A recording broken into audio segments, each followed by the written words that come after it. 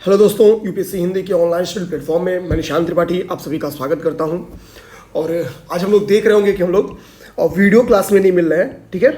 और आज हम लोग की क्या है, मुलाकात स्क्रीन रिकॉर्डिंग के माध्यम से हो रही है। ध्यान देंगे, स्क्रीन रिकॉर्डिंग के माध्यम से आज हम लोग मिल रहे हैं।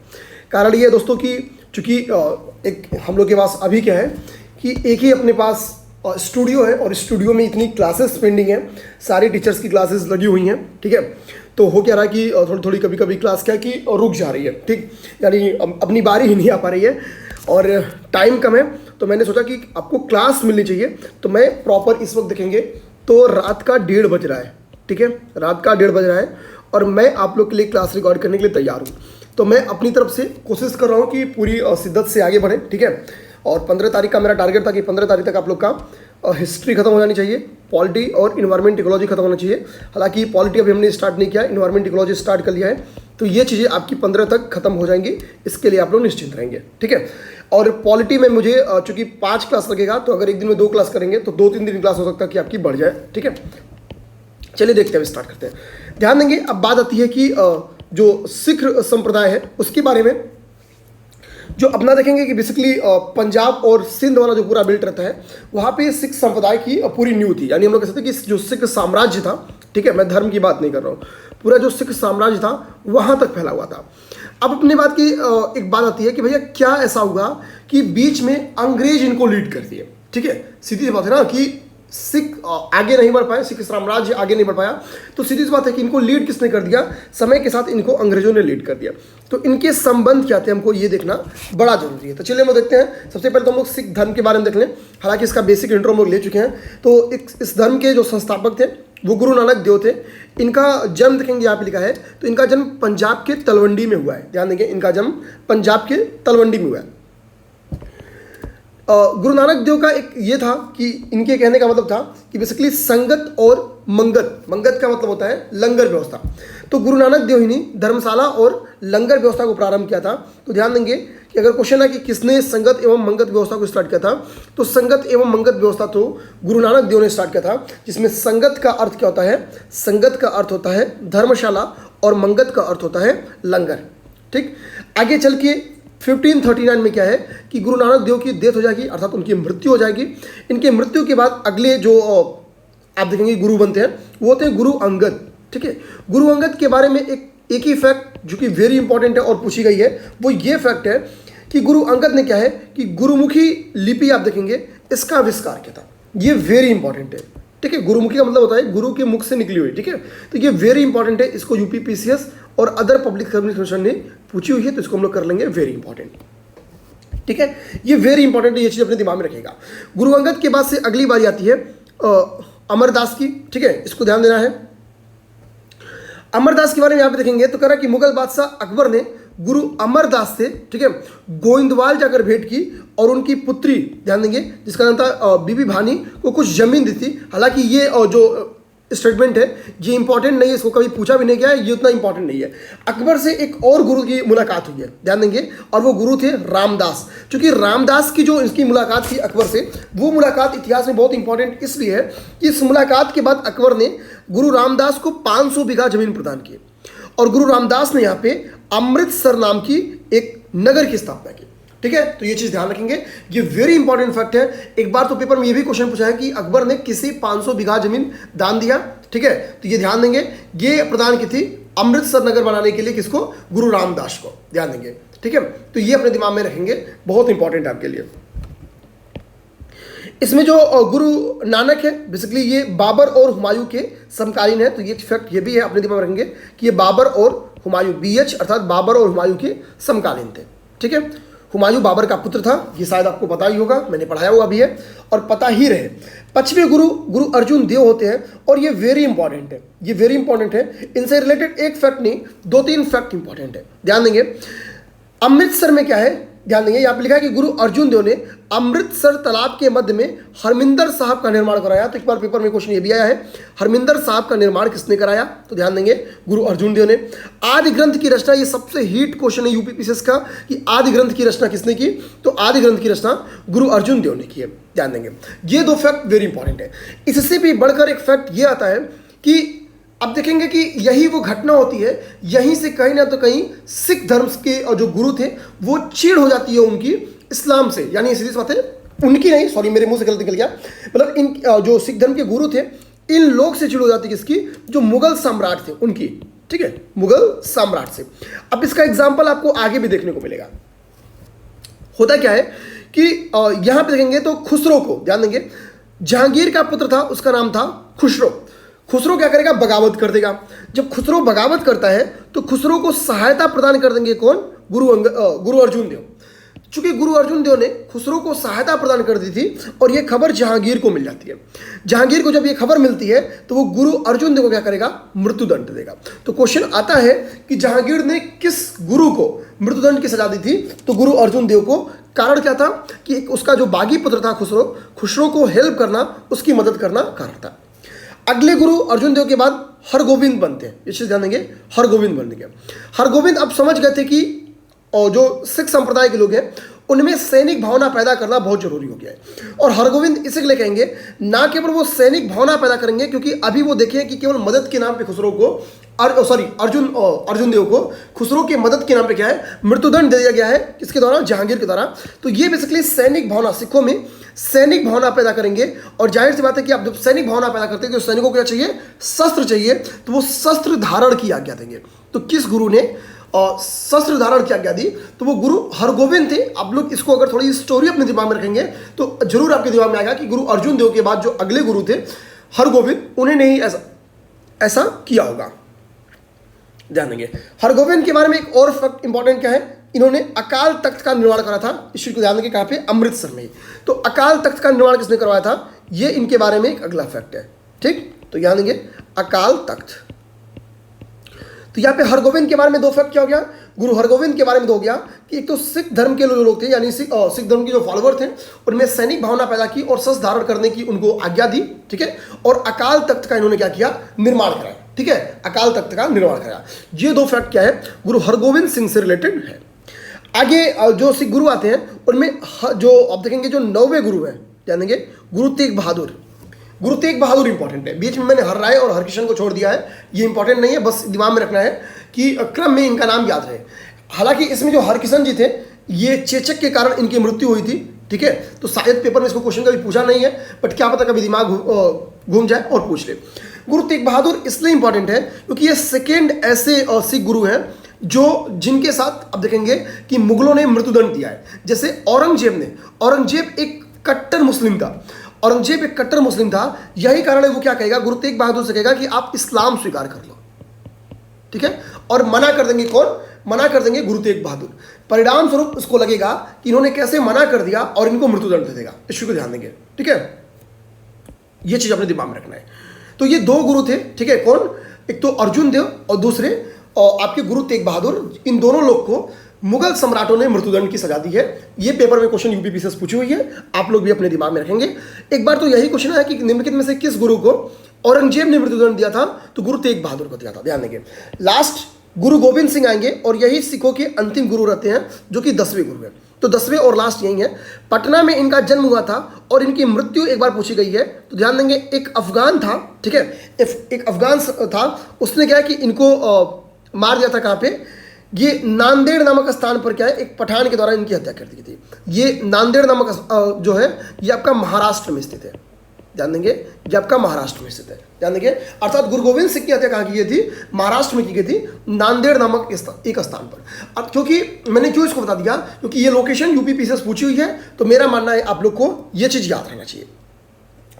गुरु गोविंद सिंह हम देखेंगे कि सबसे, हालांकि कष्टप्रद अगर किसी का जीवन रहा है, क्यों, क्योंकि इनको बहुत मुगल परेशान करेंगे, इतना परेशान करेंगे जिनका हिसाब नहीं है। आप देखेंगे कि इनके सामने ही इनके पुत्रों को मार दिया जाता है। ठीक, अब इस चीज को समझिएगा।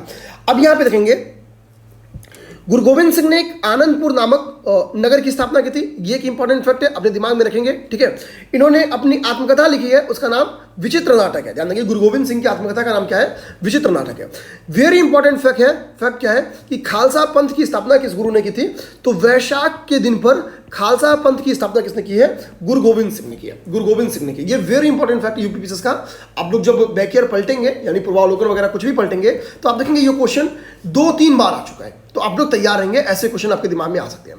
गुरु गोविंद सिंह ने कहा था कि पुरुषों से भैया अपने नाम के साथ सिंह वर्ड जोड़ो। ध्यान देंगे, इसी के लिए देखेंगे सबके नाम के पीछे सिंह वर्ड आपको सिख संप्रदाय में देखने को मिलता है। ध्यान देंगे, पाहुल प्रणाली की शुरुआत किसने की थी? तो गुरु गोविंद सिंह ने ही स्टार्ट की थी। इस चीज ध्यान देंगे।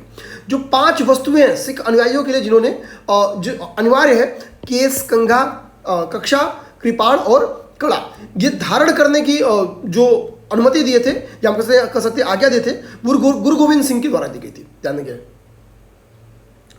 यहां पे एक चीज और इंपॉर्टेंट फैक्ट क्या लिखा है कि गुरु गोविंद सिंह ने सिखों के धार्मिक ग्रंथ जो कि आदि ग्रंथ है का उसको वर्तमान रूप किसने दिया था? तो ये गुरु गोविंद सिंह ने दिया था। ठीक है, इसमें अब हम लोग क्या करते हैं, गुरु गोविंद सिंह के इंपॉर्टेंट फैक्ट को हाईलाइट कर लें।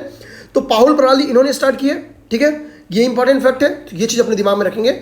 ये सारे क्वेश्चंस बन के आए हुए हैं। इनके पुत्र का नाम फतेह सिंह और जोरावर सिंह था, जिनको क्या किया गया था कि जिंदा दीवार में चुनवा दिया गया था। इस चीज को ध्यान देंगे, किसके द्वारा? वजीर खां के द्वारा। इस चीज को ध्यान देंगे, किसके द्वारा? वजीर खां के द्वारा। अब इसके बाद से अगला एक इंपॉर्टेंट फैक्ट आता है बंदा बहादुर के बारे में। गुरु गोविंद सिंह चूंकि अंतिम गुरु थे, ठीक है, इन्हीं के शिष्य का नाम था बंदा बहादुर। बंदा बहादुर गुरु तो नहीं रहते हैं, लेकिन ये मुगलों से पूरी टक्कर लेते हैं। ध्यान देंगे, ठीक है, बंदा बहादुर पूरी टक्कर लेंगे। ध्यान देंगे, और प्रथम सिख राज्य की स्थापना इन्हीं बंदा बहादुर के माध्यम से की जाएगी। ठीक है, अर्थात प्रथम सिख राज्य की स्थापना किसने की? तो बंदा बहादुर ने की। इस चीज को ध्यान देंगे।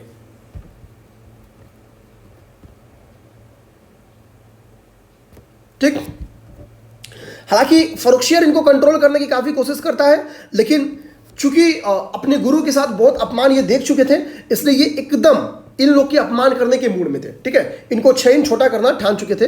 फाइनली चूंकि मुगल सम्राट पीछे पड़ा हुआ था, तो मुगल सम्राट फरुखशियर ने इनको मृत्युदंड दे दिया था। ये चीज ध्यान में रखना है। ठीक है, बंदा बहादुर की जब डेथ हो जाती है, उसके बाद से क्या होता है कि थोड़ा सा जो मुगल जो इन्होंने सिख साम्राज्य की नींव रखी थी, ध्यान देंगे, सिख साम्राज्य की नींव रखी थी, ये थोड़ा सा कमजोर होगा। ठीक है, और ये क्या होगा, ये कई सारे मिसलों में विभाजित हो जाएगा। इतिहास में ऐसे 12 मिसल मतलब हम लोग को मिलते हैं, हिस्ट्री में से 12 मिसलों की चर्चा मिलती है। अब बात होती है क्या 12 मिसलों का नाम याद करना है? नहीं, तो आंसर आएगा नहीं। इसको ध्यान देंगे। यहां पे कुछ इंपॉर्टेंट है, ठीक है, उसको देख लेंगे। जैसे ठीक है, यहां पे जो सुकर चकिया है, ठीक है, ये मिसल इंपॉर्टेंट है।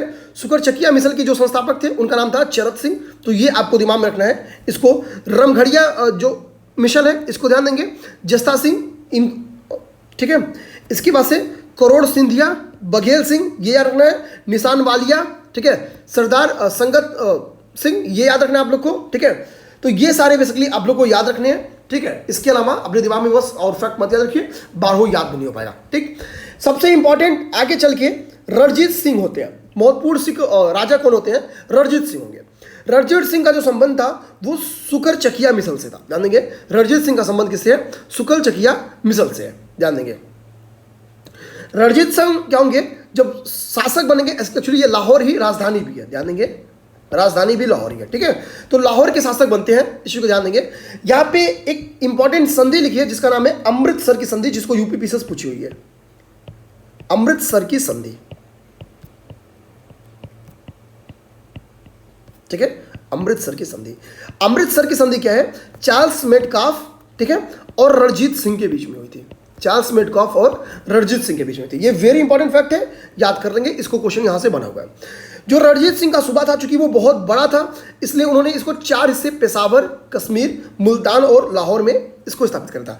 अभी चूंकि देखेंगे, ठीक है, मुल्तान से इनकी जो प्रतिमा थी उसको तोड़ दिया गया था, दोबारा उसको स्थापित किया जा रहा है। ठीक है, पाकिस्तान वाले ये तोड़ते रहते हैं और फिर थोड़ा सा खुश करने के लिए लगा देते हैं। ठीक है, भारत से ताकि संबंध उनका अच्छा हो जाए। राजधानी लाहौर थी, मैंने पहले ही बता दिया है। ठीक है, आगे क्वेश्चन है कि रणजीत सिंह को कोहिनूर हीरा शाहसुजा से प्राप्त हुआ था। ध्यान देंगे, रणजीत सिंह के हाथ में यहीं से कोहिनूर हीरा कौन दिया था? शाहसुजा ने दिया था रणजीत सिंह को कोहिनूर हीरा। ये चीज अपने दिमाग में रखना है। ठीक, 2 आंग्ल मराठा युद्ध हुए हैं, ये चीज अपने दिमाग में रखेंगे। 2 आंग्ल मराठा युद्ध हुए हैं कब? सॉरी, आंग्ल सिख युद्ध हुए, मराठा पढ़ने की वजह से मराठा ज़्यादा आ रहा है, ठीक है। दो आंग्ल सिख युद्ध में है, ये चीज़ देखेंगे। जो पहला आंग्ल सिख युद्ध है वो लाहौर की संधि से समाप्त हुआ है। यहां पे मैं लिख दूं प्रथम आंग्ल सिख युद्ध, प्रथम आंग्ल सिख युद्ध, ठीक है। प्रथम आंग्ल सिख युद्ध क्या है, ये आपकी लाहौर की संधि के माध्यम से खत्म हुआ है, इस चीज को ध्यान देंगे। तो दो जो आंग्ल सिख युद्ध हुआ है वो पहला 1845 से 1846 में हुआ है, ठीक है। तो हम लोग 1845 को बाउंड्री लाइन ले लेते हैं और यहाँ पे 1848 को बाउंड्री लाइन लेते हैं, ठीक है। इस 3 साल में क्या है कि सिख जो रणजीत सिंह का पूरा देखेंगे न्यू था, जो साम्राज्य था, उस न्यू को हिला दिया जाएगा, ध्यान देंगे। अब जब सेकंड आंग्ल सिख में इसमें कोई संधि तो करनी नहीं है। क्यों नहीं संधि करनी है, क्योंकि सीधी सी बात है ना कि यहां से क्या है कि सिख कमजोर, संधि तो तब की जाती है जब आपको कुछ हिस्सा देना हो, ठीक है। मान लीजिए 2 पक्ष है एक्स और वाई, इनके बीच में संधि हो, तो कुछ इनको नहीं मिलता है, कुछ इनको मिलता है। संधि तब होती है जब एक पक्ष पूरी तरीके से जीत जाता है और चाहता है कि दूसरे पक्ष को पूरी तरीके से खत्म कर देना है, तो संधि कुछ नहीं होती है। डलहौजी के ड्यूरेशन में जब ये द्वितीय आंग्ल सिख युद्ध होगा तो इसमें क्या होगा, सिख जो संप्रदाय है, या संप्रदाय मेरे मुंह से गलत निकल रहा है, ठीक है, जो सिख साम्राज्य है, ठीक है, वो पूरी तरीके से नष्ट हो जाएगी। इनके बेटे का नाम था महाराजा दिलीप सिंह, ठीक है। दिलीप सिंह से इन्होंने एक समझौता करेंगे, इंग्लिश बोलेंगे 50,000 पाउंड तुम वार्षिक पेंशन दो, ठीक है। इनसे बोलेंगे 50,000 आपको ईयरली पेंशन दिया जाएगा, ठीक है, और आप जाओ एजुकेशन प्राप्त करो, कहां पे, इंग्लैंड में, ठीक है। दिलीप सिंह पढ़ने चले जाएंगे, ठीक। और इस तरीके से क्या होगा, सारा खेल खत्म। और चूंकि हम लोग देखेंगे कि सासुजा ने क्या किया है, सासुजा ने यहां पे देखेंगे कोहिनूर हीरा दे दिया रणजीत सिंह को। तो जाहिर सी की बात है कि रणजीत सिंह के पास वो कोहिनूर हीरा किसके पास आ जाएगा, दिलीप सिंह को। अब इंग्लिश कहेंगे दिलीप सिंह को कि भाई तुम क्या करने जा रहे हो, तुम एजुकेशन के लिए जा रहे हो इंग्लैंड, ठीक है। अब एजुकेशन के लिए तुम इंग्लैंड जा रहे हो, तो वहां पे तुमको हीरे का क्या काम है, पढ़ने लिखने वाले विद्यार्थी का, ठीक है, गहने जेवरात से क्या काम है, एक काम करो ये हमको दे दो, ये तो हम अपनी महारानी को देंगे, ठीक है, ये पढ़ाई लिखाई इनका छूट चुका है, इनके पास रहने दो। तो यहां से दिलीप सिंह के हाथ से क्या होगा, महारानी विक्टोरिया के पास ये जाता है, और अभी भी ये महारानी विक्टोरिया, सॉरी मतलब और ब्रिटेन की महारानियों के ही हाथ में है, उनके मुकुट में है, ठीक है। तो महारानी विक्टोरिया के पास कैसे पहुंचा, ये आपको पता चल गया। समय के साथ क्या हुआ, अंग्रेजी शासन इतना क्रूर होगा कि कई सारे चुटफुट विद्रोह होंगे। 1857 के पहले कई सारे चुटफुट विद्रोह होते हैं। विद्रोह बेसिकली देखेंगे तो बंगाल वाला जो क्षेत्र है वहां पे होता है, ठीक है, या आज का बंगाल नहीं, पहले का जो बंगाल है, ठीक है, विभाजन के पूर्व का बंगाल है, बंगाल, बिहार, उड़ीसा उसमें शामिल है, उस क्षेत्र में काफी विद्रोह हुए। जैसे बंगाल के विद्रोह को हम लोग एक पास लिखते हैं, ये देखेंगे बंगाल बिहार में एक सन्यासी विद्रोह हुआ था, ठीक है। इसका टाइम पीरियड देखेंगे तो ये अरेंज भी करना हम लोग को। बंगाल में अगला फकीर विद्रोह हुआ है, इस चीज को ध्यान देंगे। बंगाल में अगला पागलपंथी विद्रोह हुआ है, ये चीज ध्यान देना है, ठीक है। बंगाल में फराइजी आंदोलन हुआ है, ये चीज याद रखना है आप लोग को। और बंगाल में नील विद्रोह होना हुआ है, ये भी चीज याद रखना है, ठीक है। पहले हम लोग बंगाल को सारा याद कर लेते हैं, फिर तेभागा हुआ है, ठीक है, तेभागा हुआ है। अब बंगाल के यहाँ पे हम लोगों ने सारे जो विद्रोह थे उसको हम लोगों ने क्या किया, देख लिया। अब हम लोग क्या करते हैं, इसको अंडरलाइन कर लेते हैं, ठीक। यानी हम लोग को सन्यासी विद्रोह के बाद से अगला विद्रोह कौन सा है बंगाल का, इंपॉर्टेंट, फकीर विद्रोह है। फकीर के बाद से पागलपंथी विद्रोह है। पागलपंथी विद्रोह के बाद से क्या है आपका, फराइजी आंदोलन है। फराइजी आंदोलन के बाद से आपका नील विद्रोह है, ठीक है। नील विद्रोह के बाद से तेभागा है, ठीक, तेभागा है। यानी हम लोग कह सकते हैं तेभागा आपका बंगाल में जो हुआ है वो अपनी स्वतंत्रता के ड्यूरेशन में हुआ, लास्ट में हुआ है। और पहले कब हुआ है, पहले हुआ सन्यासी, ठीक है। तो एस से सन्यासी और पी से फकीर, ध्यान देंगे, मैं इसको एक बार क्रम बना दूं, एसपी यानी सन्यासी फकीर। सन्यासी फकीर के बाद से क्या होता है, ठीक है, पागलपंथी होगा, ठीक है। सन्यासी फकीर के बाद से पागलपंथी है। पागलपंथी के बाद से आपका क्या है, फिराइजी आंदोलन है। फिराइजी के बाद से आपका नील विद्रोह है। नील के बाद से आपका तेभागा है, ठीक है। अब देखिए इसको मैं याद करा देता हूं, ठीक। आपको क्या करना है कि यूपीएससी हिंदी के यहाँ पे 2 टीचर्स का नाम दिख रहा होगा, ठीक है, जो बंगाल की आंदोलन है, ठीक है, जो बंगाल में आंदोलन नहीं विद्रोह हुए हैं उनमें देखेंगे यहाँ पे SPPFNT नाम दिख रहा होगा, ठीक है। यहाँ पे एस का मतलब क्या हो गया, सन्यासी, पी का मतलब क्या हो गया, फकीर, अगले पी का मतलब हो गया पागलपंथी, ठीक है। जब इंसान फकीर बनेगा यानी उसके पास ये सारी चीजें खत्म। फकीर को अगर हम लोग नॉर्मली लैंग्वेज में तो, ठीक है, फकीर क्या होता कि भैया मेरे पास सारा चीज खत्म हो गया, रुपया पैसा सब खत्म हो गया, झोला खाली है, थैली खाली है, मतलब मैं फकीर हो गया, ठीक, कुछ भी नहीं है। तो फकीर अगर आगे चल के क्या हो जाएंगे, पागल हो जाएंगे, ठीक। अक्सर नॉर्मली गांव में बेसिकली फकीरों को कुछ नहीं है और मांग खा रहा है तो पागल बोल देते हैं, ठीक है। तो ध्यान देंगे, मतलब मैं बस ये याद कराने के लिए बोल रहा हूँ, इस चीज़ को एकदम क्लियरली दिमाग में रखना है। थोड़ा भी मेरा किसी को बदनाम करना मेरा एकदम उद्देश्य नहीं है, ठीक है। अब देखिए, पागलपंथी के पास से क्या है, फराजी आंदोलन है, फराजी के पास से नील, नील के पास से आपका क्या है, तेभागा है। एसपी यहाँ पे सत्य प्रकाश सर का नाम लिखा है, ठीक है, सत्य प्रकाश सर का नाम लिखा है। लास्ट का जो एनटी है यहाँ पे निशांत है, निशांत त्रिपाठी, ठीक है। तो यहाँ पे एसपी सत्यप्रकाश दिख गया और एनटी निशांत त्रिपाठी दिख गया। अब देखिए बीच का पीएफ बचा हुआ है, ठीक है। तो बीच में याद कर लीजिए कि सत्यप्रकाश सर, ठीक है, और निशांत सर के बीच में पीएफ है, जिसमें से एक पी का मतलब क्या है, पागलपंथी है, और दूसरे का मतलब क्या है, फरायची है, ठीक है। तो यहाँ पे एक पी का मतलब क्या है, पागलपंथी है, और दूसरे पी का मतलब फरायची है, ठीक है। तो इस तरह से बंगाल में हुए आंदोलन का आपको क्रम पता चल गया। बंगाल के बाद से हम लोग क्या देखेंगे, थोड़ा जो बिहार पीसेस दे रहे होंगे दिमाग में रखेंगे कि चुआर विद्रोह कहाँ हुआ है, बिहार में हुआ है। वहाबी विद्रोह कहाँ हुआ है, बिहार में हुआ है। वहाबी विद्रोह के बारे में यहाँ पे एक फैक्ट लिखा है, ठीक है, उसको अभी हम लोग देख लेंगे।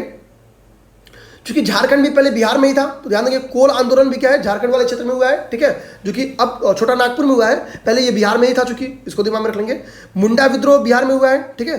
संथाल देखेंगे बंगाल एवं बिहार, इस दोनों क्षेत्रों में हुआ है, ठीक है। संथाल बंगाल एवं बिहार में हुआ है, इस चीज को ध्यान देंगे, ठीक है।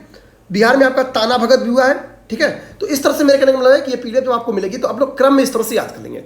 क्रम में याद करने के अपने अलग ही फायदे हैं।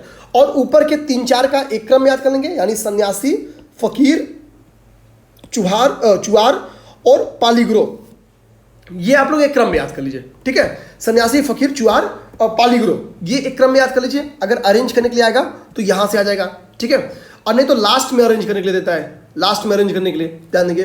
ताना भगत, तेभागा और तेलंगाना, ये दोनों टी पढ़ते हैं ना, तो इनको अरेंज करने के लिए देता है रंपा के साथ, ध्यान देंगे। रंपाओं का विद्रोह क्या हुआ था, आंध्र प्रदेश में हुआ था। लीड किसने किया था, सीताराम राजू ने किया था। लीड किसने किया था, सीताराम राजू ने। तो ये टी पढ़ता है लास्ट में, तो लोग भूल जाते हैं। तो ताना भगत के पास से तेभागा और तेभागा के पास से तेलंगाना। याद करने का तरीका क्या है, तेलंगाना अंतिम राज्य है, ठीक है। तो इस तरह से मतलब क्या हो गया, तेलंगाना आंदोलन को आप लोग लास्ट में रख लीजिए, 1946, ठीक है। इसके पहले तेभागा, ठीक है, और उसके बाद से ताना भगत। तो ये आपको बेसिकली क्रम याद करना है। अच्छा, यहाँ पे जो इसके नेतृत्व करता थे या इससे संबंधित नेता जो थे, ये भी इंपॉर्टेंट है। कभी कभी यहाँ से भी क्वेश्चन बन जाते हैं, तो इसको आप लोग पढ़ लीजिएगा, इस चीज़ को ध्यान देंगे, ठीक है। जैसे मुंडा विद्रोह का बुरसा मुंडा थे, ये काफ़ी इंपॉर्टेंट है, इस चीज़ को दिमाग में रखना है, ठीक है। पाइका के बक्सी चकबंधु थे, ये इंपॉर्टेंट है, इसको ध्यान देना है। सिद्धू कान्हू क्या है, संथाल के थे, ये इंपॉर्टेंट है, याद रखना। जिसको मैं अंडरलाइन कर रहा हूँ वो जरूर याद कर लेंगे। कूका आंदोलन कौन थे, भगत जवाहर मल थे, ठीक है। भगत जवाहर मल को नॉर्मली इसलिए लोग भूल जाते हैं कि वो ताना भगत से खोजते हैं भगत को, ठीक है, ताना भगत से भगत मिला देंगे, जबकि हमको पता है ताना भगत जतरा भगत ने स्टार्ट किया था, ठीक है। तो ये सब इंपॉर्टेंट लोग हैं जिनको मैंने अंडरलाइन किया है, जो कि आपको जरूर याद रहे। कोल विद्रोह बुद्धू भगत ने इसको स्टार्ट किया है, ठीक, ये चीज़ दिमाग में रखेंगे। तो भगत वर्ड से वो अक्सर फंसाता है, तो दिमाग में रखना है कि इन चीज़ों को याद कर लेना है, ठीक। अब अभी वहाबी आंदोलन के बारे में एक फैक्ट जो लिखा वो देख लीजिए। कह रहा है कि वहाबी आंदोलन मोहम्मद साहब कालीन इस्लाम को पुनः स्थापित करना चाहते थे, इन्हें सुधार पसंद नहीं था। यानी ये क्या है, ये एक रिलीजियस आंदोलन था, एक धार्मिक आंदोलन था, जो कि सैयद अहमद बरेलवी के द्वारा इसको स्टार्ट किया था। यूपी और बिहार में इसको देखा गया था 1826 के अराउंड में। ये लगभग 50 वर्ष के करीब में ये आंदोलन चलाया, अराउंड 50 ईयर ये आंदोलन चलाया। तो ये चीज़ अपने दिमाग में रखेंगे। इसके बाद से हम लोग अगला देखेंगे। यहाँ पे लिखा है कि बंकिम चंद्र चटर्जी की एक बुक है जिसका नाम है आनंद मठ, जान देंगे। इस आनंद मठ में सन्यासी विद्रोह के बारे में रखा गया है। सन्यासी विद्रोह देखेंगे, बंगाल और बिहार में हुआ ये विद्रोह था, ठीक है। ऐसा माना जाता है कि सबसे पहला विद्रोह है 1800 के पहले यही विद्रोह स्टार्ट हुआ था, ध्यान देंगे, ठीक है। ये लंबा यानी 1763 से ये स्टार्ट हुआ है और 1800 तक चला है। इससे संबंधित नेता क्या है, केना सरकार है, ठीक है, और दिरजी नारायण है, ठीक है। ध्यान देंगे सन्यासी विद्रोह का आपको बंकिम चंद्र चटर्जी में मिल जाता है। और जो सन्यासी विद्रोह है इसको वॉरेन हेस्टिंग्स ने दबाया हुआ था, ये चीज ध्यान देंगे। अब यहाँ पे क्या है कि 1857 के विद्रोह के पूर्व जो सैनिक विद्रोह है उनके बारे में चर्चा किया है। इसलिए कहा जाता है कि 1857 के विद्रोह के बारे में कहानी बोली जाती है, ये पीछे के हुए कई विद्रोहों का परिणाम थी, ठीक है। तो आपको अगर ऐसा क्वेश्चन आता है मेंस में, तो इन्हीं कुछ विद्रोहों को एग्जाम्पल के तौर पर उठा लेना है और पुष्ट कर देना है, ठीक है।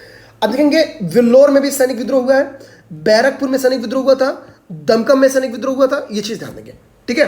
अब देखेंगे जो आपका वेल्लोर में हुआ था, ये धार्मिक प्रतीकों को हटाने का आदेश दिया गया था इंग्लिश के द्वारा, ठीक है, सैनिकों से, ठीक है। जैसे सिख धर्म के जो अपने धार्मिक प्रतीक है, ठीक है, या हिंदू धर्म के जो अपने धार्मिक प्रतीक है, जो वो फॉलो करते हैं नॉर्मली अपने ड्रेस कोड में या दैनिक जीवन में, ठीक है, उनको हटाने की बात बोली गई थी, ठीक है।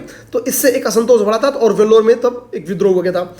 1824 में क्या है कि समुद्री मार्ग से वर्मा जाने का आदेश दिया गया, तो ये लोग मना कर देंगे, ठीक है, नहीं जाएंगे। तो बैरकपुर में क्या है कि सैनिक विद्रोह हुआ था, क्योंकि उस समय हिंदू समाज में हम लोग कह सकते हैं या भारतीय समाज में लोग कह सकते हैं कि समुद्री यात्रा धर्मभ्रष्ट करने वाली मानी जाती थी, अर्थात समुद्री यात्रा पे रोक थी। ध्यान देंगे, चर्बी वाले कारतूस के विरोध में दमकल में विद्रोह हुआ था 1857 के समय में, ठीक है। और 1857 के पहले बहरामपुर में भी चर्बी वाले कारतूस का विरोध हुआ था। तो 1857 के पहले किन दो लोकेशन पे चर्बी वाले कारतूस का विरोध हुआ था?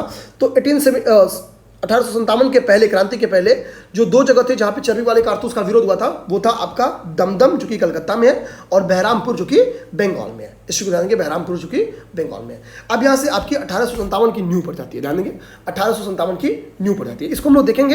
हम लोग क्या करते हैं, कुछ नीचे कुछ फैक्चुअली चीज़ें लिखी गई हैं, ठीक है, उसको देख लेते हैं। काफ़ी फैक्चुअली लास्ट में लिखा गया है, ठीक, उसको हम लोग धीरे धीरे साथ साथ क्या करते हैं, खत्म करते हैं, ठीक है। यहाँ पे देखेंगे कि भारतीय जो गवर्नर जनरल है उनके नाम लिखा गया है।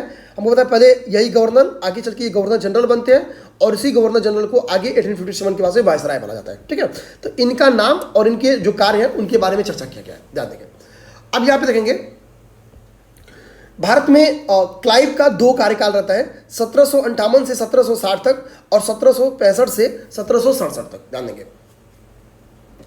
क्लाइव के ड्यूरेशन में क्या है कि इलाहाबाद की संधि हुई है, ठीक है, ये 1765 में, क्योंकि बक्सर के युद्ध में, ध्यान देंगे, बक्सर का युद्ध होता है और अवध के जो नवाब थे और जो मुगल नवाब थे, इन लोगों के साथ क्या है कि संधि होती है, ध्यान देंगे, ठीक है। यहां पे लिखा हुआ भी है, इसको ध्यान देंगे,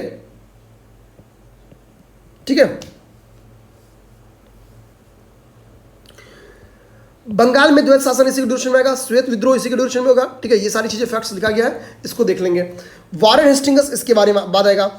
वारेन हेस्टिंगस ध्यान देंगे, ठीक है। वारेन हेस्टिंगस कह रहा है कि बंगाल में द्वैत शासन की समाप्ति इसी के ड्यूरेशन में होगी 1972 में, क्योंकि बोला जाएगा 1973 का जब एक्ट आएगा तो इसमें क्या है, बेसिकली ये बोला जाता है कि भैया कि द्वैत जो बंगाल है वहां पे द्वैत शासन की समाप्ति की जाती है। तो इसके लिए लास्ट 1973 लिखा गया, 1773 है, इश्यू को ध्यान देंगे, 1773 है, ठीक है।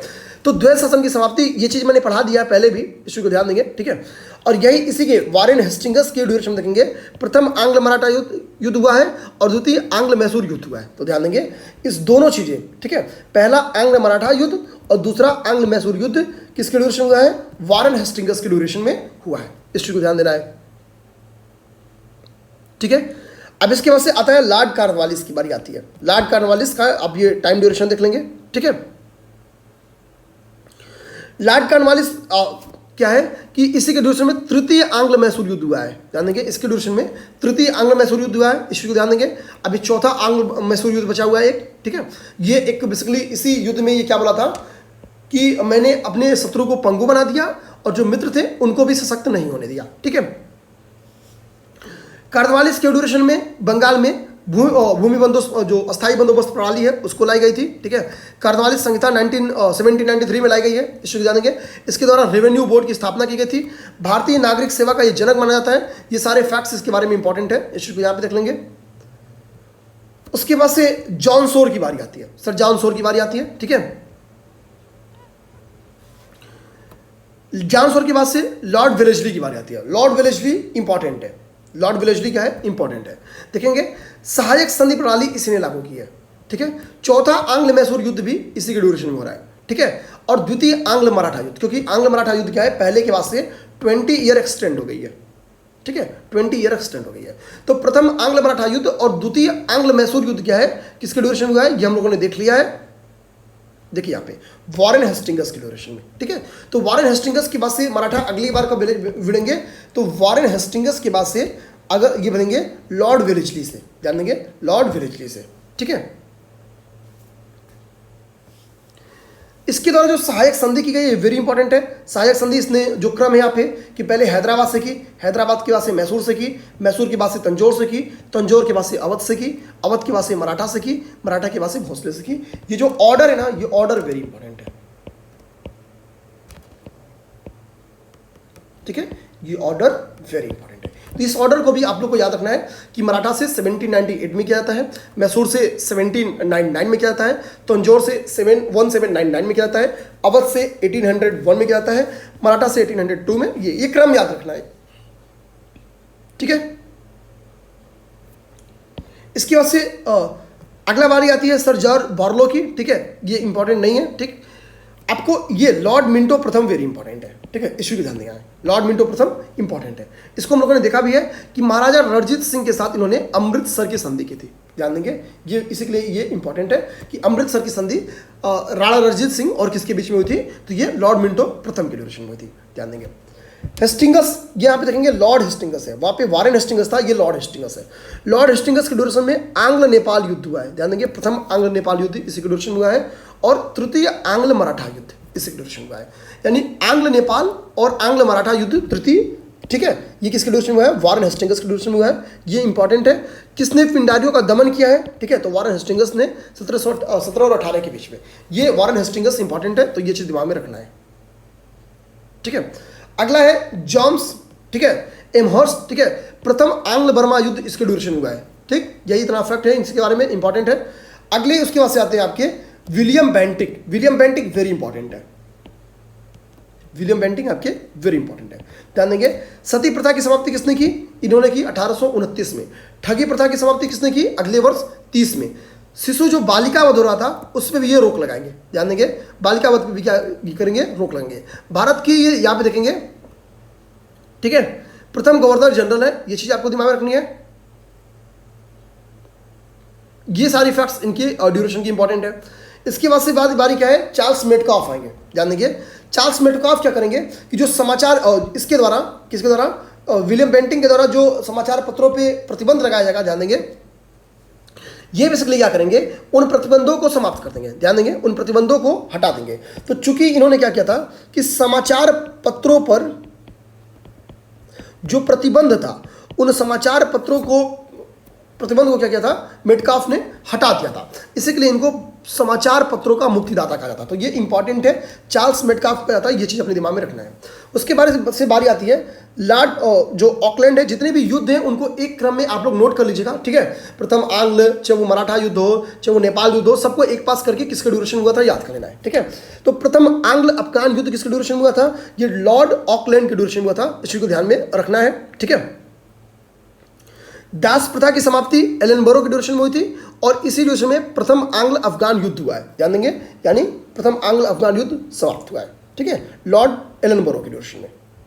आगे बारी हार्डिंग क्या आएगी, ठीक है, हार्डिंग क्या करेंगे, नलबरी प्रथा जो है उसको समाप्त करेंगे, और प्रथम आंग्ल सिख युद्ध क्या है, इन्हीं के ड्यूरेशन में हुआ है, हार्डिंग के समय में। द्वितीय आंग्ल सिख युद्ध डलहौजी के समय में हुआ है, ठीक है। डलहौजी क्या करेगा, फिर समझौता कर लेगा, और बाकी की कहानी अभी हम लोग तुरंत सिख संप्रदाय पढ़े हैं तो देख लिया है, ठीक है। डलहौजी क्या करेगा, व्यपगत सिद्धांत का ये आलम करेगा। द्वितीय आंग्ल बर्मा युद्ध इसी के ड्यूरेशन में हुआ है, ध्यान देंगे, द्वितीय आंग्ल बर्मा युद्ध भी इसी के ड्यूरेशन में हुआ है, ये चीज ध्यान रखना है, ठीक है। अब हम लोग आगे डलहौजी के बारे से आगे देखेंगे, ठीक है।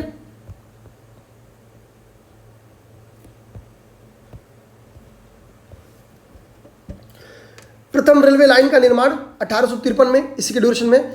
विद्युत तार की शुरुआत 1852 में, ये किया हुआ है। संथाल विद्रोह इसी के ड्यूरेशन में हुआ है, ठीक है। कुशासन का आरोप लगा कि 1856 में क्या करेगा, इसको अवध का विलय कर लेगा ये, ठीक है। व्यपगत सिद्धांत जो इसके द्वारा दिया गया था, इसको ध्यान देंगे, इसके द्वारा जो व्यपगत का सिद्धांत दिया गया है, किसके द्वारा, डलहौजी के द्वारा, उसके तहत जिन क्षेत्रों का अधिग्रहण किया गया या विलय किया गया वो क्या है, पहले सतारा, फिर जैतपुर संबलपुर, फिर बघाट, फिर उदयपुर, फिर झांसी, फिर नागपुर, फिर लास्ट में अवध, कुशासन के आधार पे। ये ऑर्डर भी वेरी इंपॉर्टेंट है, ये ऑर्डर भी क्या है, वेरी इंपॉर्टेंट है, ये ऑर्डर आप लोग को याद रहना चाहिए, ठीक।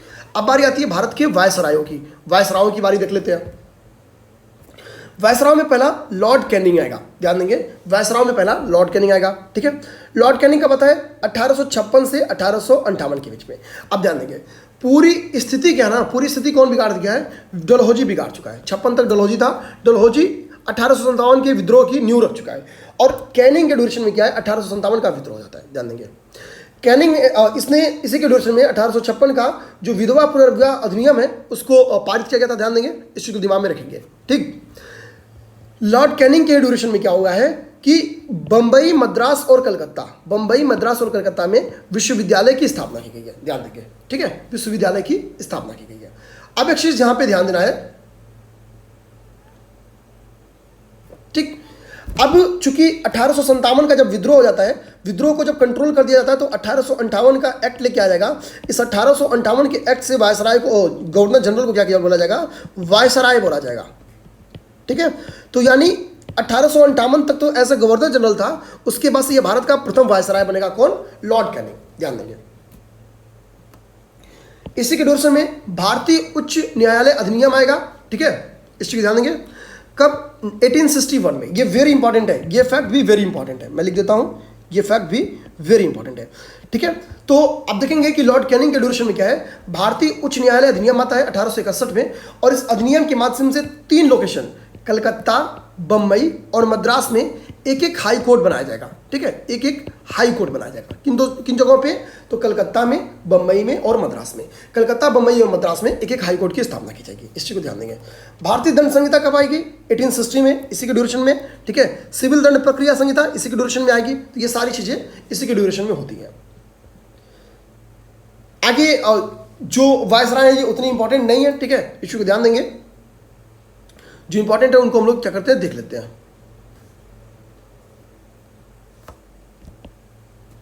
इसको देखिए, लॉर्ड मेयो इंपॉर्टेंट है, तो हम लोग अगला लॉर्ड मेयो को देखेंगे, ध्यान देंगे। लॉर्ड मेयो ने क्या किया था कि अजमेर में एक मेयो कॉलेज की स्थापना की है, ये चीज ध्यान देंगे, ठीक है। सबसे इंपॉर्टेंट फैक्ट इनके बारे में यही है कि पहली बार भारत में जनगणना इन्हीं के ड्यूरेशन में होती है, ये वेरी इंपॉर्टेंट है, ठीक है। और अपने कार्यकाल के दौरान इनका क्या हुआ था, एक अफगान के द्वारा पोर्ट ब्लेयर में हत्या कर दी गई, ये भी इंपॉर्टेंट है, ठीक है। अभी हमने देखा कि एक अफगान के द्वारा क्या है कि लास्ट जो सिख गुरु थे उनकी भी हत्या मुंबई में, महाराष्ट्र में एक अफगान के द्वारा कर दी गई थी, ठीक है। और ये सेकंड वो अफगान है, ध्यान देंगे, जिसकी हत्या लॉर्ड मेयो की हत्या इसने की है, ठीक है। ये इंपॉर्टेंट इन्हीं 2 फैक्ट्स की वजह से हैं, ठीक है। एक तो इनकी हत्या, वो कौन से पहले वायसराय हैं जिनकी हत्या की गई है, ठीक है, इसको ध्यान देंगे। आगे नॉर्थब्रुक आते हैं, ठीक। पंजाब में इन्हीं के ड्यूरेशन में कुका विद्रोह होगा, ठीक है। बंगाल में नॉर्थब्रुक के ड्यूरेशन में अकाल आता है, ध्यान देंगे। तो कुका विद्रोह कब हुआ, 1872 में हुआ, कब, पंजाब में, ठीक है। आगे बारी आती है लिटन की। लिटन वेरी इंपॉर्टेंट है, वेरी वेरी इंपॉर्टेंट लिख दीजिए, ठीक है। लिटन क्यों इंपॉर्टेंट है, लिटन के ड्यूरेशन में ध्यान देंगे कि रिचर्ड स्ट्रेची के आयोग में, इसको हम लोग स्ट्रेची आयोग भी बोलते हैं, ठीक है। स्ट्रेची आयोग का गठन किया गया था, जो कि एक अकाल आयोग था, ठीक है। तो स्ट्रेची आयोग का संबंध किससे था, अकाल से संबंध था, एक चीज दिमाग में ये रखेंगे, ठीक है। क्योंकि अभी पूर्व में क्या है, अकाल पड़ चुका था, ध्यान देंगे, पूर्व में अकाल पड़ चुका था और अब उस अकाल के लिए स्ट्रेची आयोग बनाई गई है, ध्यान देंगे, ठीक है। 1877 में इनके ड्यूरेशन में एक दरबार, दिल्ली दरबार लगाई गई है, ठीक है, इश्यू को ध्यान देंगे। महारानी विक्टोरिया को इन्होंने कैसर ए हिंद की उपाधि दी है, कब, 1877 में, ध्यान देंगे। 1877 में दिल्ली दरबार में क्या है, महारानी विक्टोरिया को कैसर ए हिंद की उपाधि किसने दी है, लॉर्ड लिटन ने, इस चीज को ध्यान देंगे, लॉर्ड लिटन ने। वर्नाकुलर प्रेस एक्ट और इंडियन आर्म्स एक्ट किसने लाया है, इन्होंने लाया है, ठीक है, इन्हीं के ड्यूरेशन में आया है 1878 में, ये चीज याद रखना है। द्वितीय आंग्ल अफगान युद्ध भी इन्हीं के ड्यूरेशन में होता है, ध्यान देंगे।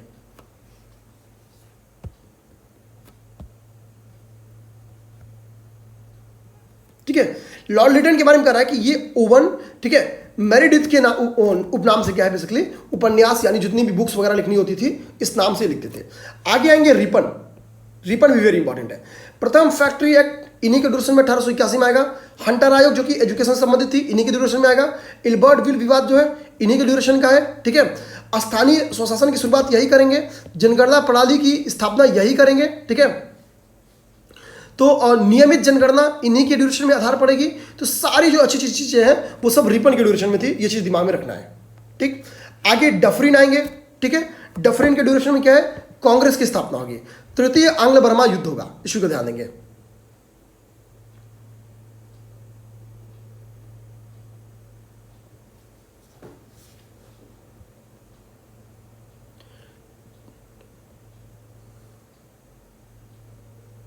ठीक है। अब बाकी यहाँ भी चीज़ें इंपॉर्टेंट है, हालांकि हम लोग बहुत परेशान होंगे। यहाँ पे देखिए एक लॉयल कमीशन बनी थी, ये भी अकाल आयोग का गठन किया गया था, ठीक है। लॉयल कमीशन का भी संबंध किससे था? अकाल अधिनियम, अकाल से संबंध था, ये चीज़ दिमाग में रखेंगे, ठीक। लेंस डाउन के ड्यूरेशन में क्या है कि भारत और अफगानिस्तान के मध्य क्या है, डूरन सीमा का निर्धारण किया गया था, ध्यान देंगे, लेंस डाउन के समय। ये एक इंपॉर्टेंट फैक्ट है, आप लोग के दिमाग में रखेंगे, ठीक है। एल्गिन द्वितीय के बारे में क्या है, यहाँ पे एक फैक्ट लिखा गया है, वो देख लीजिए। एल्गिन द्वितीय के बारे में कहा गया है कि एल्गिन द्वितीय ने कहा था कि भारत को तलवार के बल पर जीता गया और तलवार के बल पर इसकी रक्षा की जाएगी। ये एल्गिन द्वितीय का स्टेटमेंट था, ये वेरी इंपॉर्टेंट स्टेटमेंट है, प्रीलिम्स में यहाँ से पूछा जा सकता है, ठीक है। इसके बाद से बारी कर्जन की आती है। कर्जन को बेसिकली हम लोग भंग के लिए जानते हैं, इस चीज को ध्यान देंगे, ठीक है, ठीक है। इसने कृषि इंस्पेक्टर जनरल की नियुक्ति की थी, ये चीज ध्यान देंगे, कृषि कार्यों की देखरेख के लिए। एक तो ये चीज अपने दिमाग में रखना है, ठीक है। इसने एक शिष्टमंडल तिब्बत भेजा था, ये ध्यान देंगे, 1904 में एक शिष्टमंडल हंसबैंड के ठीक है नेतृत्व में क्या है, भेजा था, इस चीज को ध्यान देंगे। भारत लोक सेवा मंडल का गठन क्या है, 1905 में किसके द्वारा किया गया है, कर्जन के द्वारा किया गया है, ये चीज ध्यान रखेंगे, ठीक है। बंगाल विभाजन मैंने स्टार्ट में बता दिया, किसी के ड्यूरेशन में आई थी। एक सिंचाई आयोग था, ठीक है, मानक्रेफ के नेतृत्व में इसका गठन किया गया था, ठीक है, ये भी इसी ड्यूरेशन में था। और रेलवे बोर्ड का गठन भी इसी ड्यूरेशन में था। आगे मिंटो की बारी आती है। मिंटो के ड्यूरेशन में मुस्लिम लीग का गठन हुआ है, ये चीज ध्यान देंगे, ठीक है। भारत परिषद अधिनियम जो 1909 वाला है, ठीक है, जिसको हम लोग मार्ले मिंटो सुधार करते हैं, ठीक। तो जाहिर सी बात है कि जितनी भी घटनाएं 1905 से 10 के बीच में थी, जैसे सूरत विभाजन जो कि 1907 की घटना है, ये सारी घटनाएं इसी के ड्यूरेशन में है। अगला हार्डिंग द्वितीय आते हैं, ठीक है। हार्डिंग द्वितीय क्या करेंगे, ठीक है, दिल्ली में क्या है, बंगाल विभाजन 1911 में रद्द कर देंगे, ध्यान देंगे। इनके बारे में यही फैक्ट है कि बंगाल विभाजन इन्होंने क्या किया है, रद्द कर दिया है, इसी को ध्यान देंगे। इन्हीं के ड्यूरेशन में क्या है कि एक जॉर्ज प्रथम थे, वो भारत आए थे, ठीक है, इसी को ध्यान देंगे। तो जॉर्ज प्रथम किस वायसराय के ड्यूरेशन में भारत आए थे, तो लॉर्ड हार्डिंग द्वितीय के ड्यूरेशन में भारत आए थे, ये चीज ध्यान रखेंगे, ठीक है। और इन्हीं के समय क्या 1912 में दिल्ली को राजधानी बनाई गई थी, ये चीज ध्यान देंगे।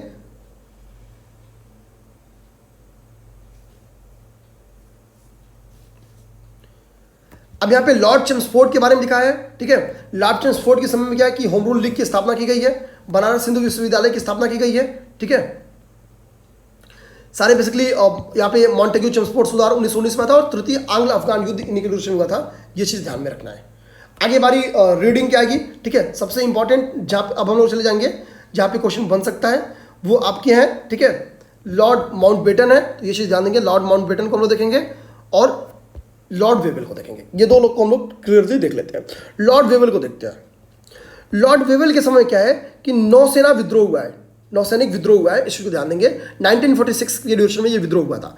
कैबिनेट मिशन, ठीक है, इन्हीं के ड्यूरेशन में आई हुई है, ध्यान देंगे। कैबिनेट मिशन के प्रस्ताव की घोषणा, ठीक है, 1946 में की गई थी, इस चीज ध्यान देंगे। मुस्लिम लीग के द्वारा प्रत्यक्ष कार्रवाई दिवस की जो शुरुआत की गई थी 16 अगस्त को, वो इन्हीं का टाइम पीरियड था, ठीक है, ये चीज ध्यान देंगे, ठीक। इसी में इन्हीं के ड्यूरेशन में जो प्रधानमंत्री एटली थे, उन्होंने भारत को आजाद करने की घोषणा की थी जून 1948 में। बाकी आगे माउंटबेटन बनेंगे, ध्यान देंगे, ठीक है। माउंटबेटन ने 3 जून योजना के अनुसार भारत के विभाजन की घोषणा की थी, ठीक है। तो 3 जून योजना क्या है, एक्चुअली ये 3 जून को ये घोषणा की गई थी। इसी के आधार पर क्या है कि इसको हम लोग 3 जून की योजना कहते हैं, इस को ध्यान में रखेंगे, ठीक है।